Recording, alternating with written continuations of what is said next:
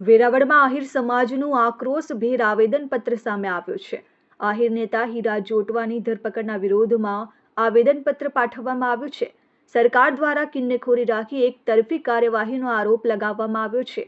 મામલેદાર મારફતે સરકારને આવેદનપત્ર આપ્યું છે। જરૂર પડીએ આહિર સમાજનું વિશાળ સંમેલન બોલાવવાની તૈયારી રાખી છે। ત્યારે આહિર સમાજના આગેવાનો સહિત બહોળી સંખ્યામાં યુવાનો જોડાયા છે।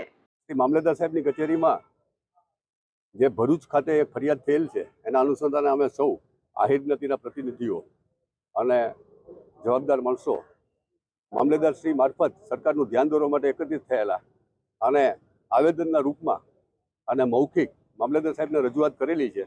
હવે આવા કોઈ કેસની અંદર હીરાભાઈ ડાયરેક્ટ ક્યાંય નથી, માનો કે આજ અમે વેરાવળ આહિર યુવા મંચ દ્વારા આહિર સમાજ દ્વારા એક આવેદનપત્ર આપ્યું છે મામલેદાર શ્રી વેરાવળ સાહેબને કે જે ભરૂચ ખાતે ફરિયાદ થઈ છે એમાં હીરાભાઈ જોટવા એમના પરિવારની કોઈ પણ સીધી રીતે સંડોવણી નથી।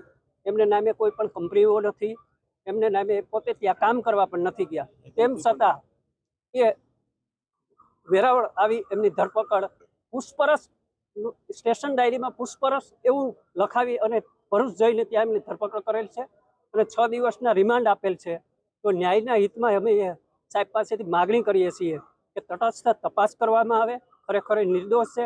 બાકી આગળની કાર્યવાહીમાં અમે અહીં મોટું આહિર સંમેલન બોલાવવા જઈ રહ્યા છીએ। મહેશ વાજા, RN ન્યૂઝ, સોમનાથ।